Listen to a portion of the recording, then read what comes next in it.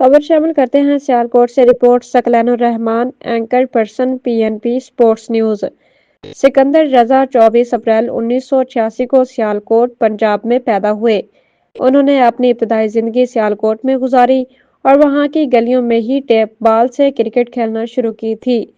वो 2002 में अपने खानदान के साथ जिम्बाब्वे मुंतकिल हो गए थे, लेकिन उनका आबाई ताल्लुक सियालकोट से ही है।